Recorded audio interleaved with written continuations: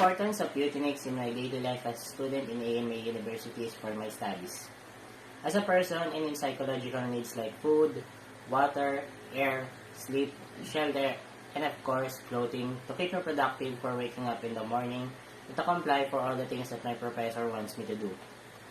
And it will also boost my self-esteem to speak loud and clear for everyone just like reporting in my IT course. Ang kahalagahan ng Utinics sa pang-araw-araw na pamumuhay bilang estudyante ay para sa pag-aaral bilang isang tao na may pangunahing pangangailangan katulad ng pagkain, tubig, hangin, tulog, tirahan at damit. Para maging aktibo simula sa paggising sa umaga at para masunod ang mga asignaturang pinapagawa ng mga guro. Ito din ang mga nagbibigay ng lakas ng loob sa ating mga estudyante na humarap sa maraming tao lalo na sa pag-uulat katulad na lamang na kinukuha natin kurso. For the basic needs of a human in our life like food, air, sleep, clothing, sex, and water, this is not just for a man like me, but for all the people in this world, for our struggles in life, and to function well because this is our basic needs for everyday survival as a human.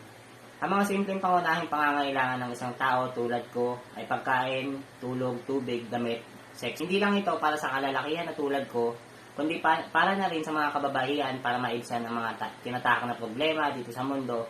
At isa na rin ito sa mga dahilan upang makakilos ng maayos upang mabuhay sa pang-araw-araw. How did you materialize a fantasy? In every dream, there's a fail scenario that you need to turn the negativeness into positiveness. And I have got to get some positivity somewhere, and first thing from my head is how do I make it positive? Second, success always demands sacrifice. Why? I believe the richest person in the world have made solid sacrifices on their way up. Lastly, just have fun with life. Nothing is really that serious. So sa bawat pangarap, lagi nating tatandaan na meron at merong babagsak na pangyayari. At ito ang pagiging malungkot, napipilitin natin na maging positibo na magsisimula sa ating pag-iisip. Pangalawa, ang pagiging matagumpay laging may kahalong pagsasakripisyo. Na kahit na mayayamang tao dito sa mundo ay may mga sinasakripisyo para maiangat ang buhay nila. At huli naman, maging masaya lang sa pang-araw-araw at hindi lahat ng bagay ay kailangan natin seryosohin. I have so many dreams in the future. To become a professional photographer, graphic designer, and to be professional in information technology, especially in computer. But the main dream today is to graduate for my family and for myself for the future, and I just want to be successful in life.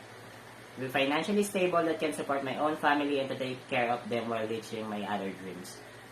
Marami akong pangarap para sa hinaharap. Una, maging professional na photographer, maging graphic designer, at maging professional sa kinuha kong kurso ngayon.